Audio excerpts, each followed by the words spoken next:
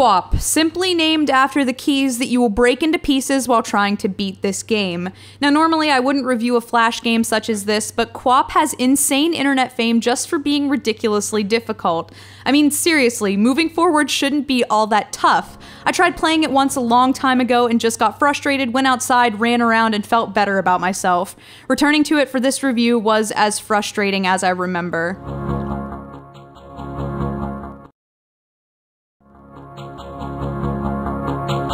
You're playing as an Olympic runner, or more specifically, his two legs. The larger goal of this game is to cross the 100-meter line, but you'll find that the initial goal is just to stay standing for more than 1 second. You have to gain forward momentum to keep going, and once you get it started, it actually gets easier, but good luck initially getting that momentum. I feel like QWOP might be some sort of jab at people who don't think that running is an Olympic sport. Someone made this game so they could be like, oh yeah, well why don't you try running, asshole? When you play this game, you're supposed to be competing at the Olympics, but you really look like a man who's just come out of a coma and has major atrophy of his leg muscles. Before discovering the magic that it takes to move forward, you might just spend your time trying to flip the guy over or discover new awkward ways for him to land on various parts of his body.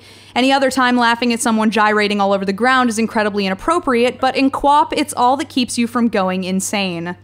When you play QWOP, you'll honestly start wondering how it is you walk around all day without slamming your face into the ground. The ragdoll physics of this game make it so incredibly hard to gain momentum that you'll look down at your legs in appreciation for the wizardry harnessed in those two limbs that you take for granted every single day.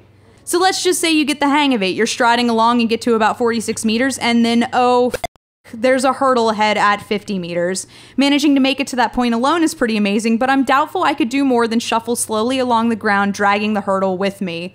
I wanted to get further in this to actually show you the hurdle or the end of the game, but I guess that would be considered a spoiler. Regardless, even if I wanted to, I could not make it to the hurdle. Anytime I would feel like I had a grasp of what I needed to do, the concept slipped through my fingers like sand, and I was left mashing the Q and P buttons just to get off the starting line.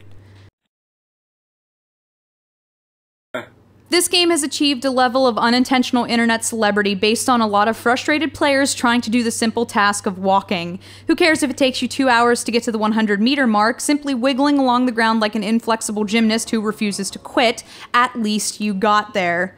I've seen people who are good at this game and I still don't get it. After playing QWOP for about an hour straight, I managed to go 26 meters, the furthest I have ever gotten. As you make progress, Chariots of Fire begins to play. It feels pretty epic when you go about 10 meters without falling and get to hear the first 3 seconds of it, but I spend most of my QWOPing hearing the first second and then a grunt as the runner dives headfirst into the track.